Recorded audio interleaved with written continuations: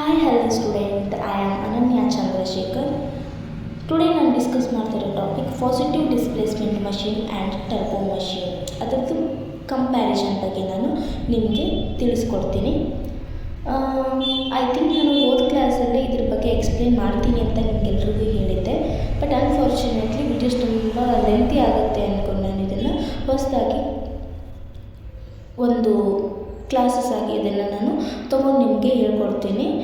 Comparison between positive displacement machines and turbo machines. ಇದು ನಾನು ಇದನ್ನು ಟೆಕ್ಸ್ಟ್ ಬುಕ್ಕಿಂದ ತೊಗೊಂಡಿರೋದು. ಯಾಕಂತಂದರೆ ಇದು ನನಗನ್ನಿಸ್ತು ಇದರಲ್ಲಿ ಕೊಟ್ಟಿರ್ತಕ್ಕಂಥ ಎಕ್ಸ್ಪ್ಲನೇಷನ್ಸು ಇಂಪಾರ್ಟೆಂಟ್ ಆಗಿದೆ ಮತ್ತು ಕರೆಕ್ಟ್ ಆಗಿದೆ ಅಂತ ನನಗನ್ನಿಸ್ತು. ಅದರಿಂದ ನಾನು ಇದನ್ನು ಟೆಕ್ಸ್ಟ್ ಬುಕ್ಕಿಂದ ತೊಗೊಂಡಿದ್ದೀನಿ. ಪಾಸಿಟಿವ್ ಡಿಸ್ಪ್ಲೇಸ್ಮೆಂಟಲ್ಲಿ ಆ್ಯಕ್ಷನ್ ಯಾವ ಥರ ಇರುತ್ತೆ ಅಂತಂದರೆ ಡೈನಾಮಿಕ್ ಆ್ಯಕ್ಷನ್ ಇರುತ್ತೆ ಮತ್ತು ಪ್ರೆಷರ್ ಮತ್ತು momentum of the fluid changes ಇರುತ್ತೆ. ಪ್ರೆಷರ್ ಮತ್ತು ಮೂಮೆಂಟಮ್ ಇದರಲ್ಲಿ ಚೇಂಜ್ ಆಗ್ತಾ ಇರುತ್ತೆ. ಇದು ನಿಯರ್ಲಿ ಸ್ಟ್ಯಾಟಿಕ್ ಇರುತ್ತೆ. ಇದು ಡೈನಾಮಿಕ್ ಆದರೆ ಇದು ಸ್ಟ್ಯಾಟಿಕ್ ಆ್ಯಕ್ಷನ್ ಇರುತ್ತೆ. ಆಮೇಲೆ ಇದು ವಾಲ್ಯೂಮ್ ಚೇಂಜ್ ಆಗುತ್ತೆ. ಆಪ್ರೇಷನ್ಗೆ ಬಂದಾಗ involves reciprocating motion and unsteady flow of fluid. ಇದರಲ್ಲಿ ರೆಸಿಪ್ರೊಕೇಟಿಂಗ್ ಮೋಷನ್ ಇರುತ್ತೆ ಮತ್ತು ಅನ್ಸ್ಟಡಿ ಫ್ಲೋ ಇರುತ್ತೆ. It is possible to have a purely rotary motion. ಇದರಲ್ಲಿ ರೋಟರಿ ಮೋಷನ್ ಪಾಸಿಬಲ್ಸ್ ಇರುತ್ತೆ. ಇದರಲ್ಲಿ rotary motion purely rotary motion possible ಇರುತ್ತೆ. ಗೇರ್ ಪಂಪ್ ಮತ್ತು screw pump are the examples. Fluid containment is positive. ಇದರಲ್ಲಿ fluid containment ಏನಿರುತ್ತೆ ಅದು positive ಆಗಿ work ಮಾಡ್ತಾ ಇರುತ್ತೆ. ಟರ್ಬೋ ಮಷೀನಲ್ಲಿ steady flow of fluid and pure rotary motion of the mechanical element. It involves unsteady flow. ಇದರಲ್ಲಿ steady flow ಇದ್ದರೆ ಇದರಲ್ಲಿ ಅನ್ಸ್ಟಡಿ ಫ್ಲೋ ಇರುತ್ತೆ. Unsteady flow for short period of time while starting, stopping or during changes of loads. However it most instance the machine is designed for a steady flow conditions.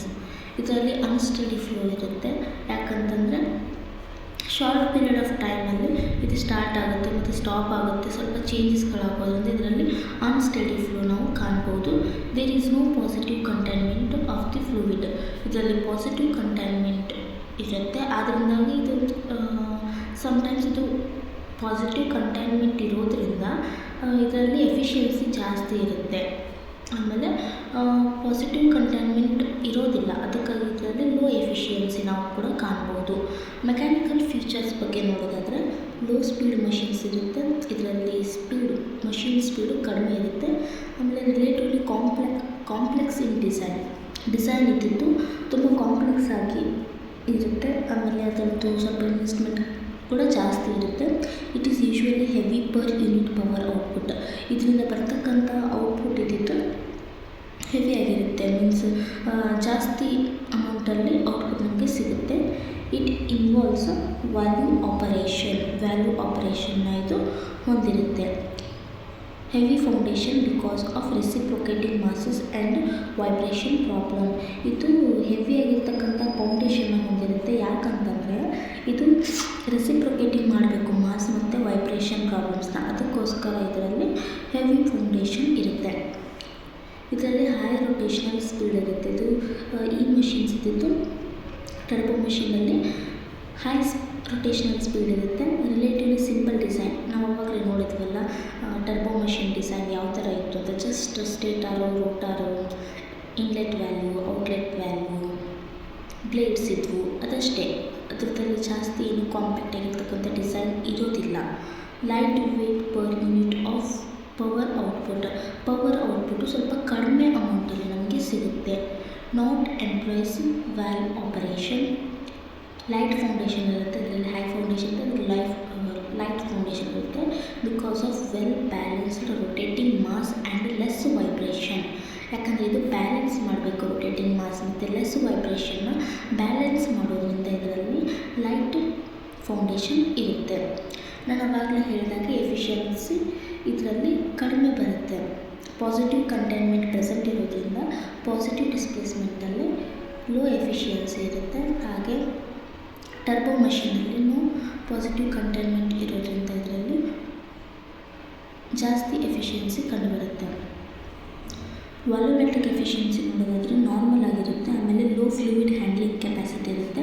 ಇದರಲ್ಲಿ 100% volumetric efficiency normally near to 100% ಇರುತ್ತೆ. ಇದರಲ್ಲಿ volumetric efficiency ಇರೋದು 100% ಆಗಿ ಕಂಡುಬರುತ್ತೆ. ಆಮೇಲೆ high fluid handling capacity ಇರುತ್ತೆ. ಇದು fluid place changes and searching ಇದೆಲ್ಲ ಇದು ಅಷ್ಟೊಂದೇನು ಇಂಪಾರ್ಟೆಂಟ್ ಆಗಲ್ಲ. ಸೊ ಇದಿಷ್ಟು ನೀವು ಕರೆಕ್ಟಾಗಿ ಓದ್ಕೊಂಡ್ರೆ ಸಾಕು.